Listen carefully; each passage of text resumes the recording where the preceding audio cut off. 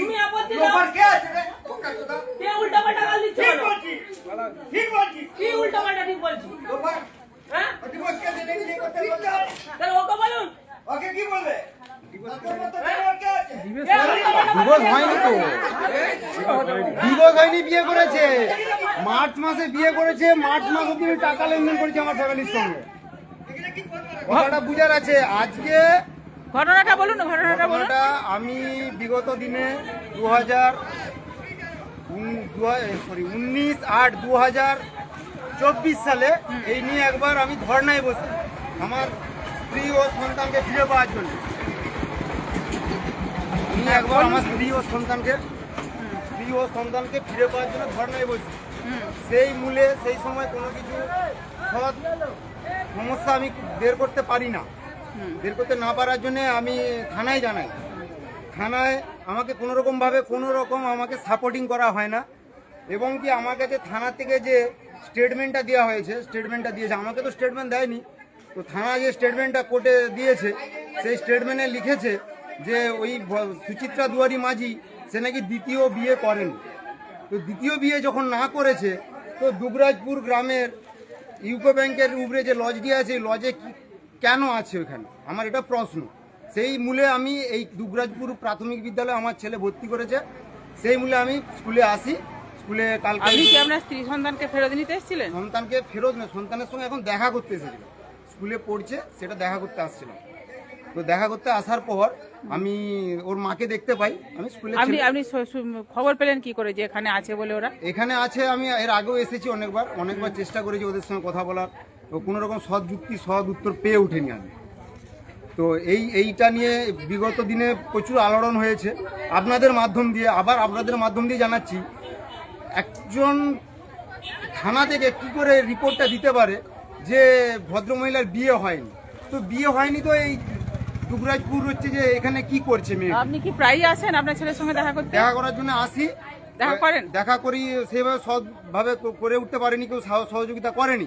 আজকে দুবরাজপুর নেতাজি প্রাথমিক বিদ্যালয়ের স্যারেরা আমার সঙ্গে একটু হেল্প করে আমাকে সহযোগিতা করেছে, আমার সঙ্গে ছেলেটা দেখা করিয়ে দেওয়ার ব্যবস্থা করে দিয়েছিল। আমি একটু দেখা করেছি, দেখা করে বেরিয়ে আসার পর আমার স্ত্রীর সঙ্গে দেখা হয় রাস্তায়। সেখানে আমি বলি যে তুমি দেখো ফিরে চলো, যে ভুলটা করেছো ছেলেটার ভবিষ্যৎটা দেখে তুমি ফিরে চলো। কেন আমি তোমার সঙ্গে কোনো অন্যায় করিনি, তোমাকে অন্যায় স্বীকার করেছে তোমার বাবা মা, তোমার মামা মামিমা, ঠিক আছে? ওনারা তাদের নিজের স্বার্থের জন্য এমন জায়গায় তোমাকে রেখেছে, তার পাশেই তার একটি মুড়ি ভাজা কল আছে, সেই কলে একটি লেবার দরকার, সেই জন্য তোমাকে লেবারই করাচ্ছে ওনারা। তো এখন আপনি চাইছেনটা কি? আমি চাইছি আমার স্ত্রী সন্তানকে আমার কাছে ফিরে পেতে। আমি আমার স্ত্রীকে অনেক করে বুঝাচ্ছিলাম, এর মাঝে এই যে দ্বিতীয় যে ছেলেটি যে যার কাছে উনি আছেন, আমার স্ত্রী যে যার কাছে আছেন জানি না উনি কে, উনি এসে আমাকে বলছে তুমি কেন এখানে এই করছো সে করছো, এরকম করে আমাকে আপনার শ্বশুর বাড়ির সঙ্গে আপনি যোগাযোগ করেননি? শ্বশুর বাড়ির সঙ্গে অনেকবার যোগাযোগ করেছি, ফোনে কথা বলার চেষ্টা করেছি, আমার নাম্বারকে ব্লক করে রেখেছে। আপনি তো সেখানে আপনার সেখানেও বিগত দিনে গিয়েছিলাম, ওনারা বলছে আমি জানি না, মেয়ে নিজে বিয়ে করে নিয়েছে, মেয়ে তো প্রাপ্তবয়স্ক হয়েছে, মেয়ে নিজে বিয়ে করে নিয়েছে। এটা 19/8/2024 আমি ওখানে ধর্নায় বসি প্রথম, 19/8/2024। বর্তমানে আপনি আপনার স্ত্রী আর ছেলেকে ফেরত পেতে আমি আমার স্ত্রীকে এবং ছেলেকে ফেরত পেতে চাই, আমার এটাই দাবি। এবং থানার কাছে আমার বিশেষভাবে অনুরোধ, আপনারা যেই ধরনের মানুষের বিপদের জন্য আপনারা থাকেন, সেই বিপদটা আপনারা ভালো করে যাচাই করে তার একটা রিপোর্ট তৈরি করুন, এরকম ভুলভাল রিপোর্ট তৈরি করবেন না। আমার থানার কাছে এটা বিশেষভাবে অনুরোধ। সেটা আপনি থানায় বুঝবেন, মানে এখন আপনি আপনার স্ত্রী ছেলেকে ফিরে পেতে চাইছেন। কখন এসেছিলেন আপনি? আমি এসেছি এখানে 2টোর সময়, আমাকে স্যারেরা আসতে বলেছে 2টোর পরে, আমি 2টোর পরে এসেছি। আর কি করেন? আমি এখন বর্তমানে বাইরে সোনার ফ্যাক্টরিতে কাজ করি। আর ছেলের নাম আপনার? আমার ছেলের নাম দেবর্ষী মাঝি। আর আপনার নাম? আমার নাম কৌশিক মাঝি। বাড়ি চৌকা।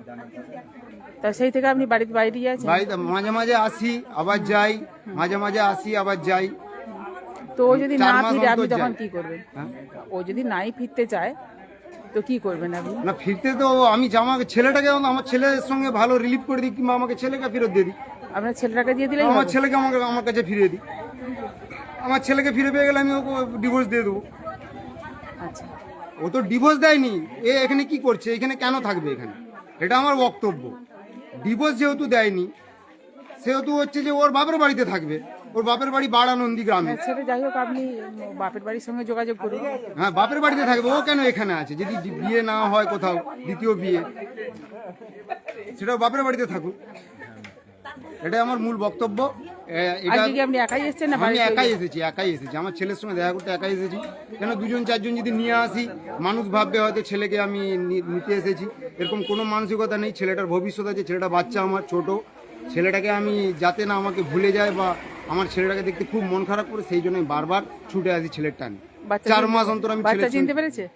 বাচ্চা চিনতে পেরেছে, স্যারের দিকে বলেছে, আমার বাবা নি, আমার নাম বলেছে, ওনার নাম বলেছে, ওর মায়ের নাম বলেছে, সবটাই বলেছে।